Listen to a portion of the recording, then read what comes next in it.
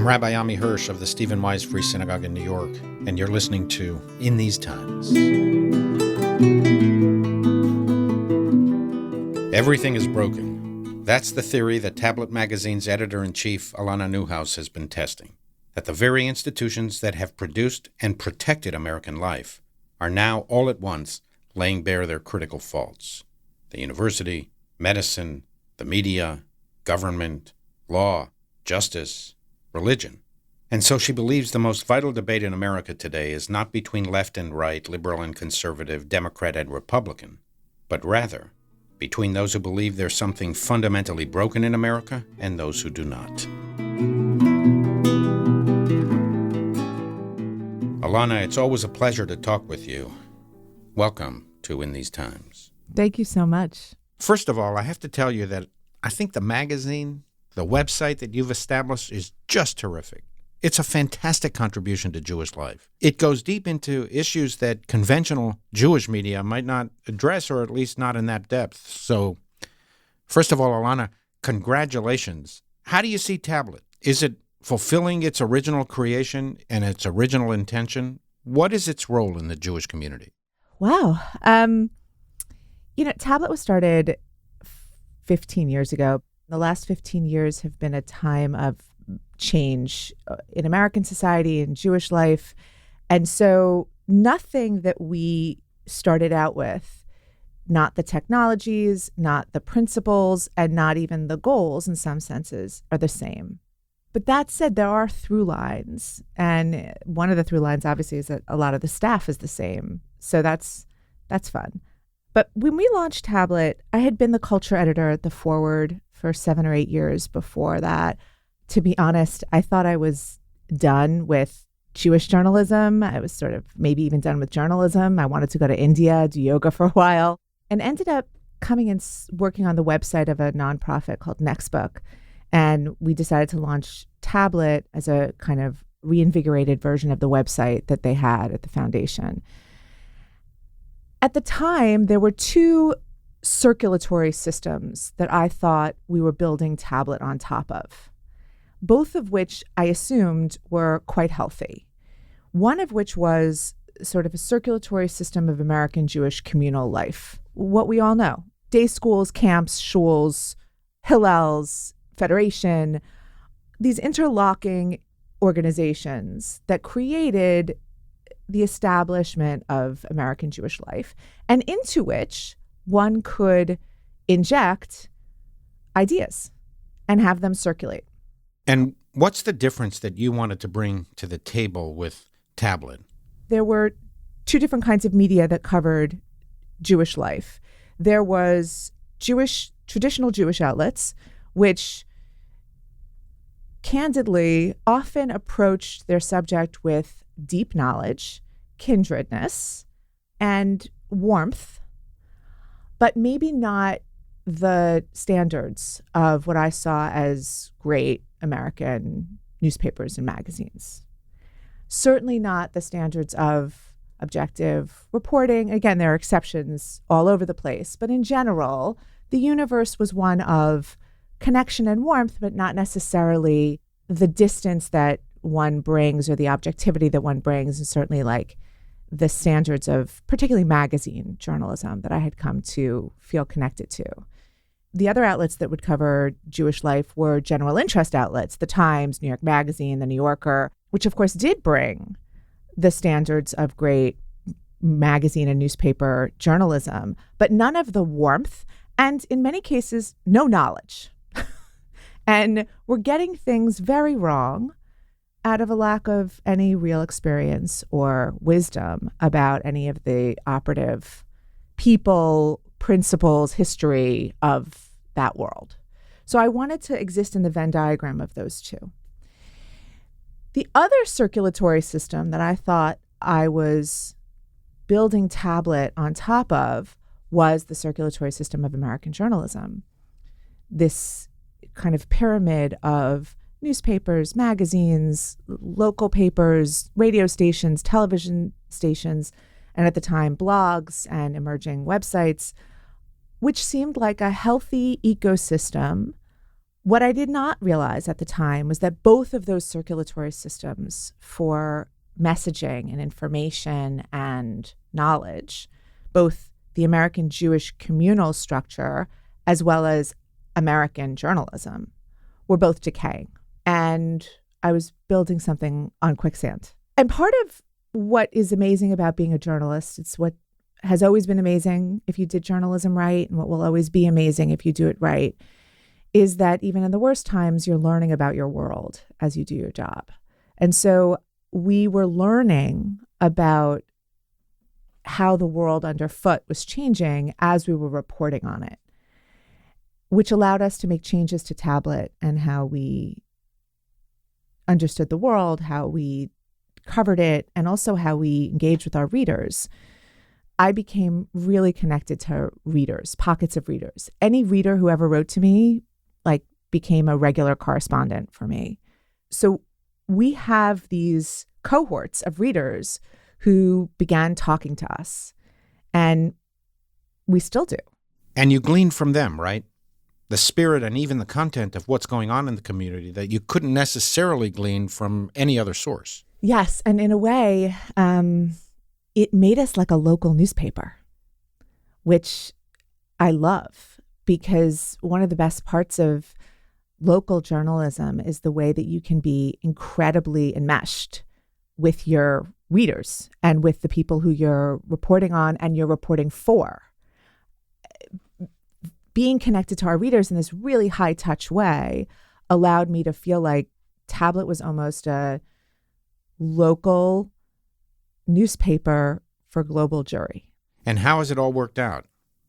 Have you fulfilled your ambitions? Well, I guess nobody fully fulfills their ambitions, but are you in the lane that you expected of yourself? And do you feel like you're making this substantial contribution to Jewish life? I hope we are. I think part of what the job of journalism, when done right, is to mirror back at people, show them what their lives are like so that they can change the parts that don't feel right. They can preserve the parts that do feel like they look like what they want their lives to be. That mirroring function, though, in part depends on how successfully you can engage with readers every day that you wake up, right? Every day I have to do that action and perform that task. And sometimes we do it right, but we also sometimes do it wrong. What's great and what I find invigorating is that when we do it wrong, our readers tell us. So it's a dance.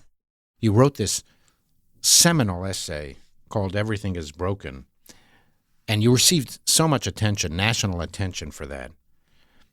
In the context of the pandemic and looking at American society, you included in this brokenness not only the Jewish community, but American society in general, key institutions that we rely on. How do you think the pandemic has impacted, first, on American society, and second, on the Jewish community? Systems can be challenged and they can experience stress in ways that you don't see or don't detect until that system is called upon to act or to be engaged. And the failures become obvious. And the strain that system was under starts to become, they start to become too overt to ignore. Like, for example, we always thought that the CDC was the gold standard of medicine, and we discovered that when we had this stressful pandemic, it wasn't everything we expected it to be. Is that what you mean? Perfect example. Perfect example. Now, if you talk to anyone who has done any work, for example, in the field of rare diseases or medical research, they will tell you that the federal institutions that are engaged in the universe of medical research and health have been under strain for quite some time. Even people who are not fierce critics of them will talk about the ways in which they're failing, and they feel like they're decaying or deteriorating or becoming corrupted and that it's been obvious to those people who've been working in them for decades at this point. But why would I, who doesn't come in contact with the CDC necessarily, why would I ever see that? How would I ever know? There's no way, until, of course, it comes directly into my home. And now I have to rely on those places that I thought were reliable. So what else do you mean? What are the key institutions that, in your view, are broken, and perhaps the pandemic or just the continuing march of time might have exposed or accelerated more of their decay? I had a friend who said to me in the wake of some of the pieces that I'd been writing over the last few years, Alana, how is it possible that all of these institutions, which all were founded at different points in history, all started to fail at the same point? What's your monocausal theory here, right? It's technology. And not only that, but there's a very good example of this happening in a not so distant past, which is the Industrial Revolution. When you have an economic revolution that changes the heart of how we produce what we produce as humans, and then how we message and interact with each other, you are going to change every aspect of society. The cascading effect of that seemingly small but ultimately radical change is going to be comprehensive. In the case of technology, I think, the technological revolution, we all kind of thought we were just getting email. Like, we didn't realize we were fundamentally changing every aspect of our life, our society, our communities. And what that meant was that every single institution, and I mean this from the most local, your bodega, all the way up to health insurance companies, every single one of those institutions had to absorb the onslaught of technology and adjust to it. Embrace it, use it, not use it, let it take you over completely. Every single institution in life, in our society, had to face the change that technology forced upon it. Some of those institutions have adjusted well and have embraced technology in just the right amounts, in just the right ways. And that technology has enabled it to grow and deepen what it does. Like tablet, right? Correct. Which is completely online. There is no paper tablet, right? It's all online. Right. And the New York Times, too. They developed this huge online subscription. And I think you think that the New York Times is one of those institutions that's broken, but they actually did take advantage of the technology of the time, right? Sure, but let's get into it, right? So technology isn't only the internet. Technology, in the case of media, was also social media. And I would venture to argue that the New York Times, in its approach to how it allowed its reporters to use particularly Twitter, was quite toxic. And toxic not only for the institution of the New York Times, but also for the entire journalistic landscape of which it had been a figurehead. I think social media has been very destructive for the practice of journalism. Destructive for the practice that was. Now we'll build something new. I'm not saying it's the end of the world. It's just the end of the world that we knew. But it did do that. The analogy that I use a lot with technologies and ideas is radioactivity. Radioactivity in the right doses, handled responsibly, can cure cancer. In the wrong doses, it burns everything to the ground. When you decide to take in a new technology, you have to be able to experiment and play responsibly. You have to be white-knuckling that. You can't just let it come in and wash over you and embrace everything and let it ride, because it will eat you. And it will burn everything to the ground if you're not handling it, if you're not the one in charge. And I think that many media outlets almost got a little drunk on the kind of growth that the internet could conceivably give them.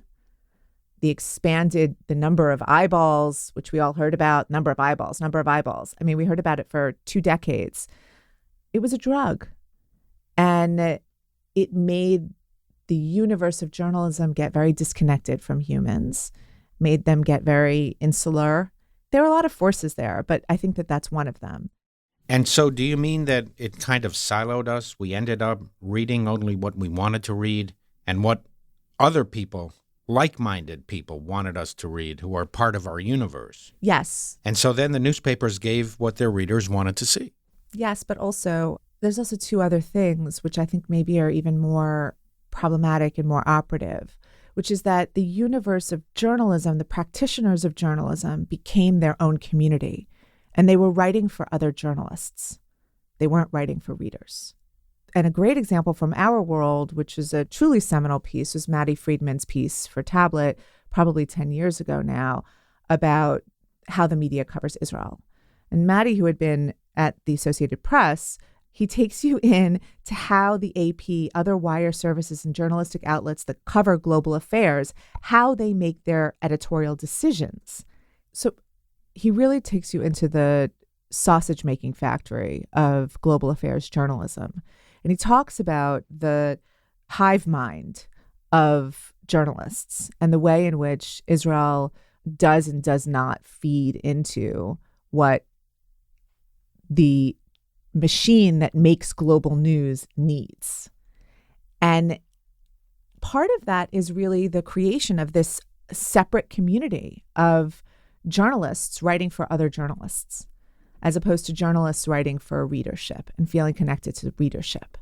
To me, that's a real problem that social media exacerbated. And I'm not so sure. I think a lot of journalistic outlets, in some senses, they almost saw the readers as incidental. Like those were just eyes, all the eyes, those were eyes to get. But they weren't people to talk to. And it's not really, I'm not laying blame at the feet of those journalists, many of whom I think are great.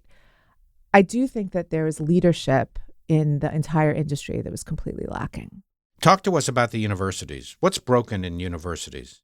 I can tell you that I have a very large congregation. I deal all the time with young adults who are graduating from high school and their parents. And it seems to me that they consider the top universities still to be a critical component of the rest of their lives. I guess the first thing that I would do is I would broaden out the context as wide as we could get.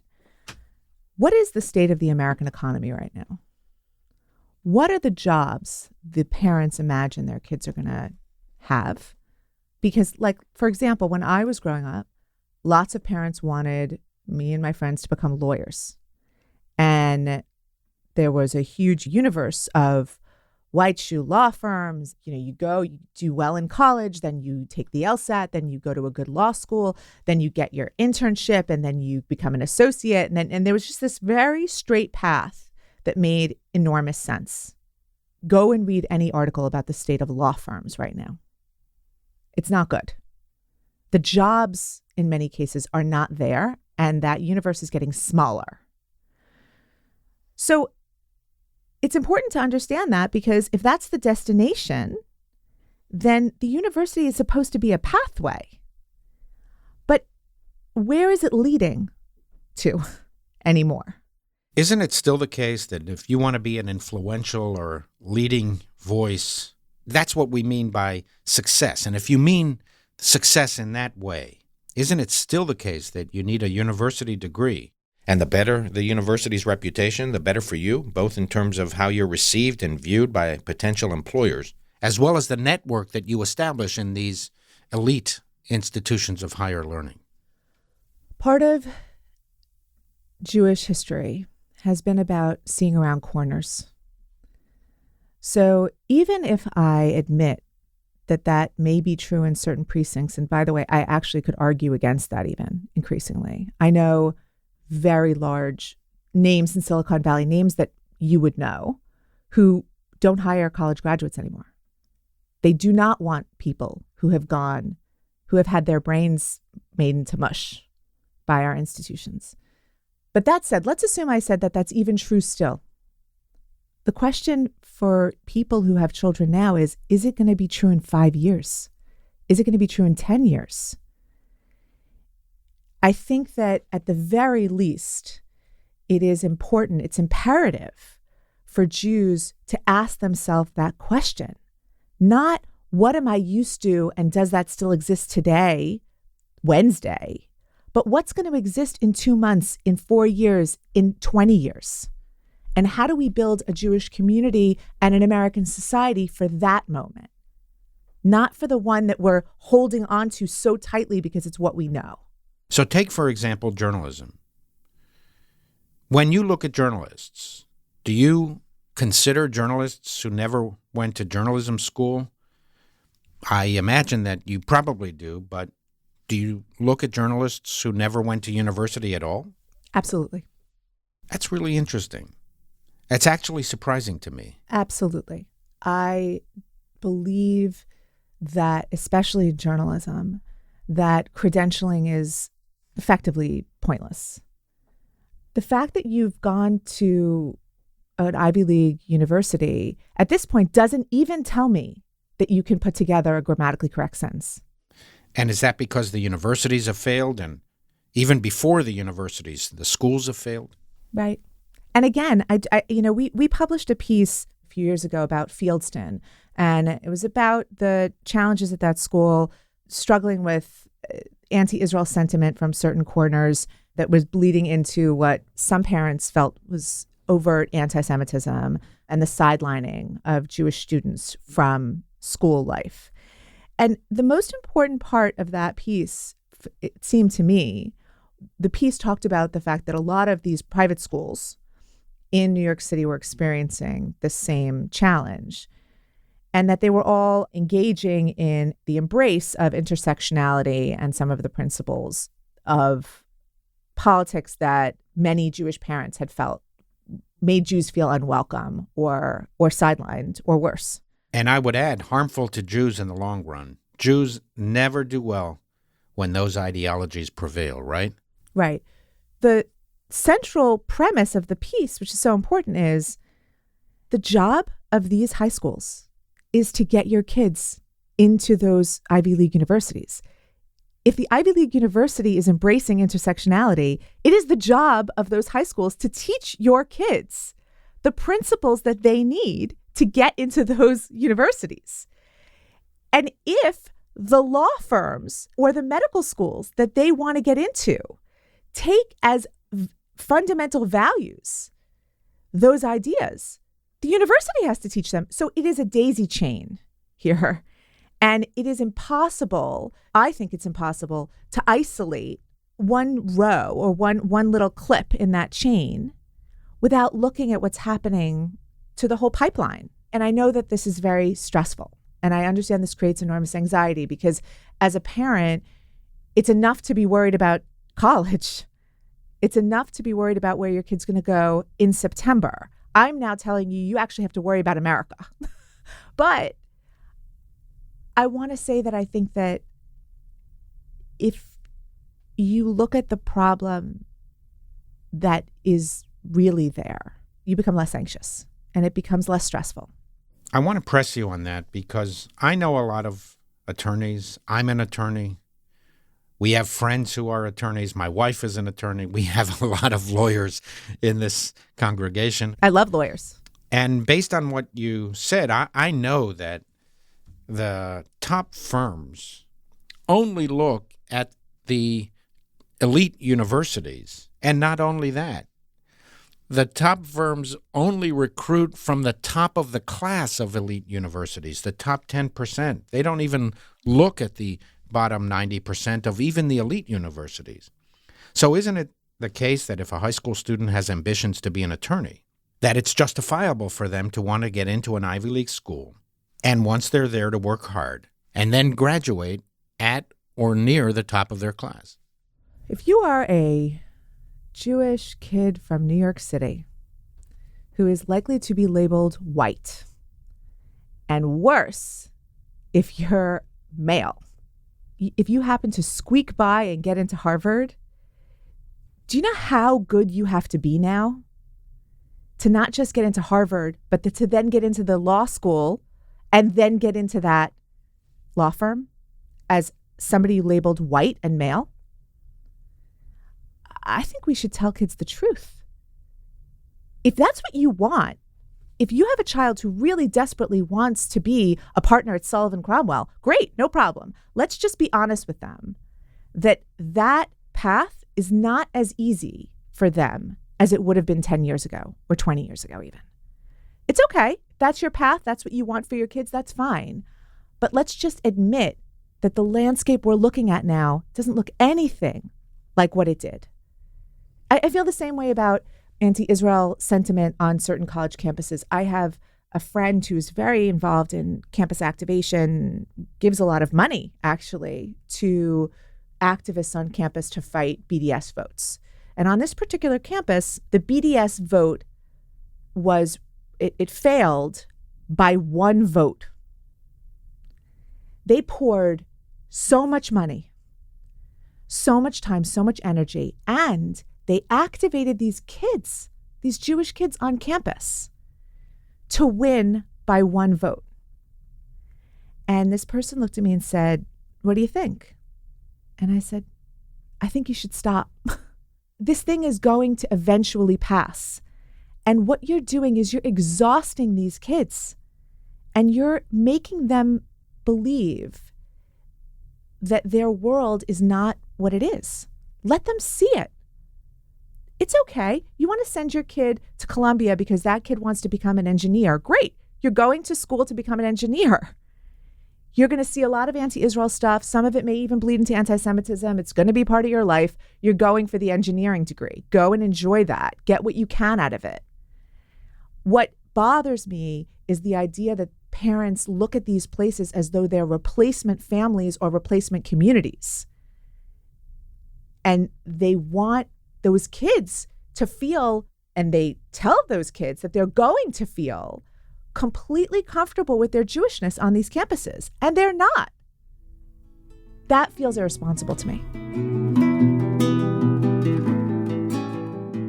So tell me about the Jewish community. How are we doing in the Jewish community? Are we broken? And is the Jewish establishment one of those establishments that's broken? And if so, how do you see our future? There isn't one Jewish community. There never has been. That was one of the things that I think I got wrong early on. I've been trying to encourage people to get very specific when you think about brokenism or brokenness. I don't want you to look at things and say, I'm checking out, or everything should get burned to the ground, right? I want you to look at specific institutions and say, this specific entity, is it too far gone? Can it be fixed? Is it in really good shape? Make a decision about each institution. That's, I think, what's happening in American Jewish life and American Jewish communal life. Every single institution is being judged, whether it knows it or not, and whether the people that are part of it know it, they're doing it or not. People are sussing out whether or not the institution feels like it's reflective of them and their values, and like it's a vehicle for them to bring those values into the world, make those values deeper and richer. Some institutions are going to fail that test, and other institutions are going to maybe just pass enough, and other institutions are going to grow enormously. And one of the fun things about being able to observe American Jewish life right now is I almost can't predict it. Well, let me ask you specifically about something that I do. Attend to the institution of the synagogue. Mm-hmm.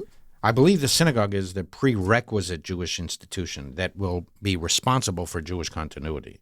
It's not that the other institutions aren't important. There are many, many institutions that play a critical role in Jewish life, but it's inconceivable to me that we can sustain Jewish continuity in the absence of synagogues. And not only a synagogue, but we need strong, vital, vibrant, compelling synagogues.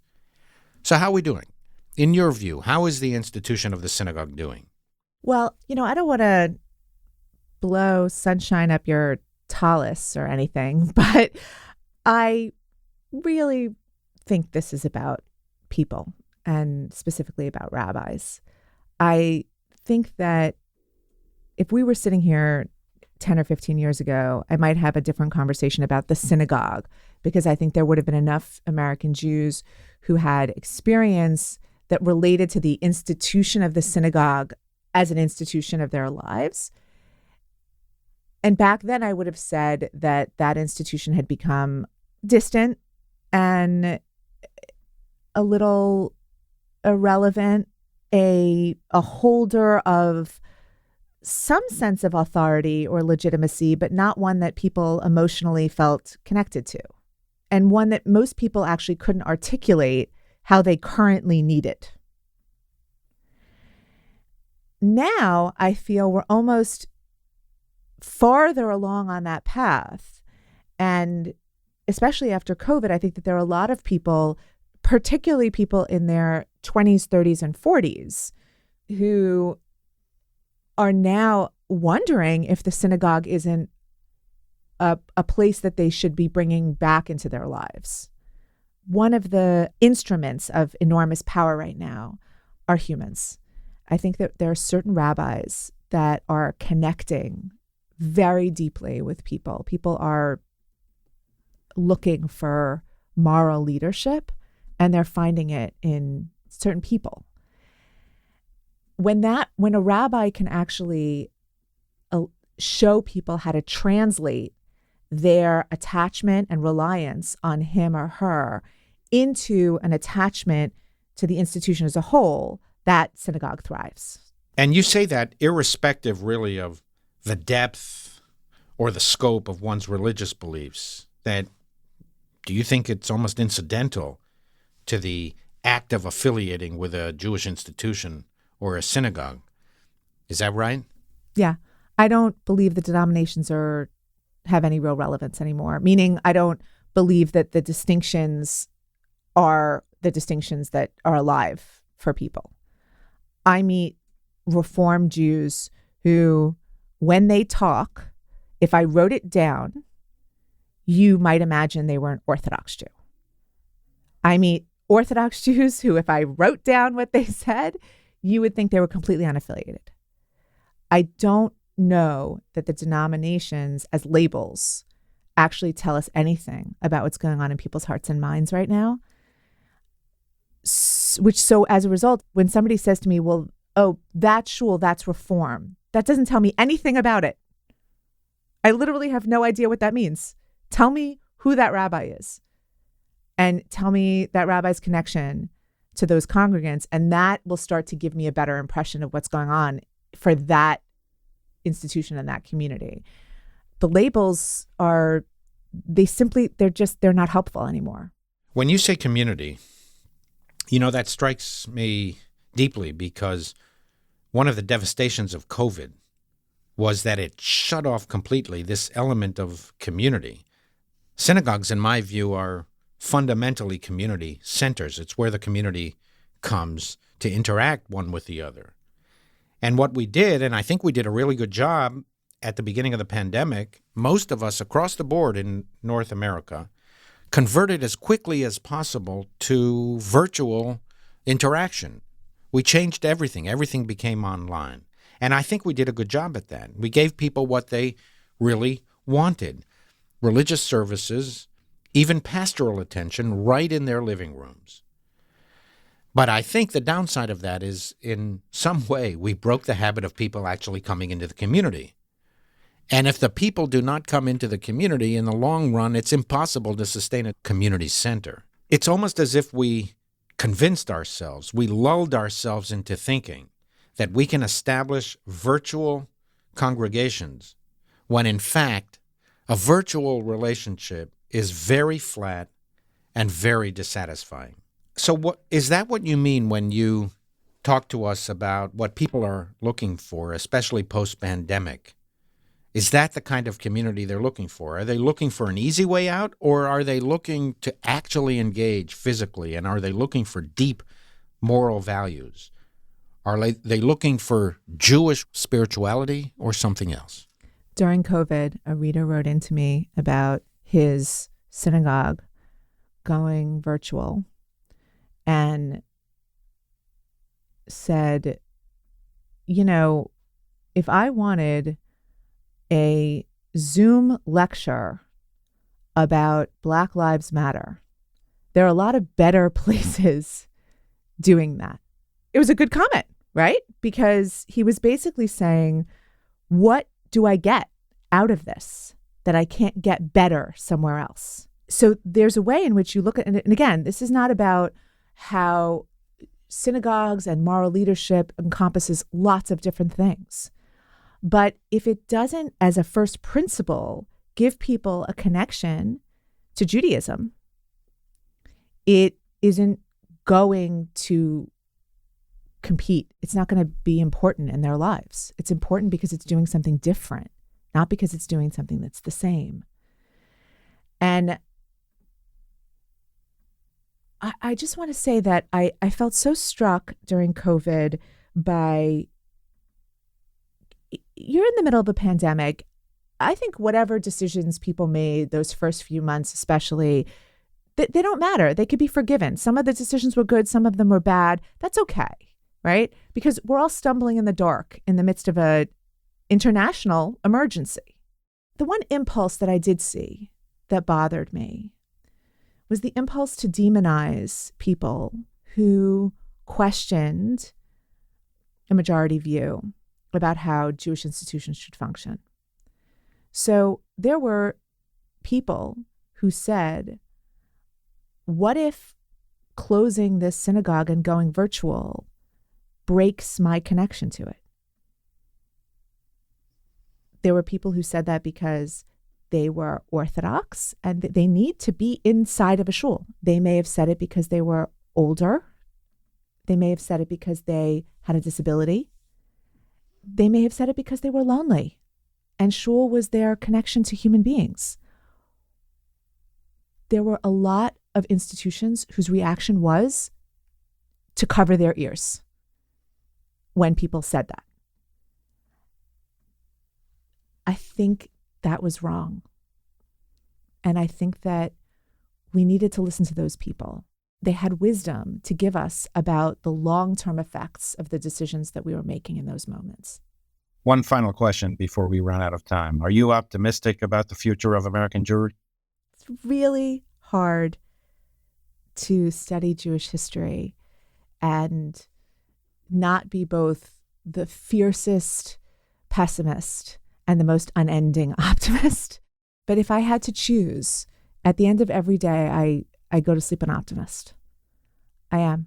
On that note, Alana, thank you very much for spending this time with us. Keep writing, keep pressing us, keep challenging, keep hiring those amazing journalists that are part of Tablet. And for sure, we'll continue to read everything you write. Thank you so much. I'm filled with admiration for Alana Newhouse and her colleagues at Tablet. Under Alana's leadership, they have built and nurtured a highly influential and successful online magazine. The writers are top-notch, and the issues they cover are critical for us as Americans and American Jews. Tablet purposely addresses controversial topics and dilemmas. They take the Jewish community seriously. Their respect, admiration, and love for Judaism are evident in every sentence, whether in a piece on Jewish wisdom or a provocative editorial. Alana knows that the point is not to write something with which everyone agrees. Why do that? For what purpose? Rather, the point is to give exposure to often underreported but critical communal challenges and moral crises, to make people think, and eventually, perhaps, to modify individual and communal behavior. Anyone who writes for Tablet, whether the staff journalists or guest writers, knows that this is a forum that is at the very top of its game. Tablet now occupies a vital place in American Jewish discourse. If you care about Jewish life and do not read Tablet, you should. You don't know what you're missing. It's just a click away. You don't have to agree with everything in its pages. Trust me, you won't. But open your mind. Be prepared to learn, to be moved, to be stimulated, and to be provoked. Alana's essay on brokenness continues to ripple out from Tablet and make waves in American society. I was especially interested in her understanding of the performance of essential American Jewish institutions, particularly synagogues. All of us need outside observers and constructive critics to let us know how we're doing. We ourselves are usually too close and too committed to our specific way of doing things, to get a good read on our current functioning, let alone identify future challenges just beginning to come into focus. Alana's views, as well as those of her learned colleagues at Tablet, are highly prized by me because I know that these are people who love the Jewish community, and they are among our deepest thinkers and keenest observers. They are our friends who seek our success, even, perhaps especially, when they criticize those of us in the Jewish establishment. I've always felt that from the perspective of Jewish continuity, synagogues are the indispensable American Jewish institution. We should be investing in them many more resources than we currently do. There are, of course, hundreds of Jewish organizations in this country, and for argument's sake, I'm prepared to concede that none of them is broken, and every last one of them fulfills an important role. But when it comes to Jewish continuity, the American synagogue is the one institution we cannot do without. If it breaks, so will the American Jewish community. Of all the many agencies instilling Jewish literacy, cultivating Jewish identity, and advancing Jewish continuity, synagogues are the most important of all. While Jewish day schools and summer camps are our partners in creating strong Jewish identities, the fact of the matter is that most American Jews will not engage with them. Most American Jews will receive their Jewish education and develop Jewish identities either from synagogues or not at all. And if not at all, they are unlikely as adults to contribute to all the other organizations serving the interests and feeding the vitality of the American Jewish community. That is why the success of the American synagogue is in the vital interest of the broad Jewish community. Our success is everyone's success. Our failure will deplete and hollow out American Jewry. There are no alternatives to synagogues in terms of instilling Jewish literacy, building Jewish identity, and ensuring Jewish continuity. In Israel there are, because Jewish identity and Jewish continuity are built through daily living in the Jewish state, and Jews mostly interacting with other Jews. But outside of Israel, to deplete the vitality of synagogues is to deplete the entire American Jewish community a generation from now. Moreover, since 90% of American Jews define themselves as something other than Orthodox, our community has a critical stake in the success of non-Orthodox synagogues. I take Alana's point that movement labels are not as helpful as they were in the 20th century. She's right about that. But it is still the case that most American Jews have not, are not, and will not be Orthodox. We need to find ways to better engage these Jews.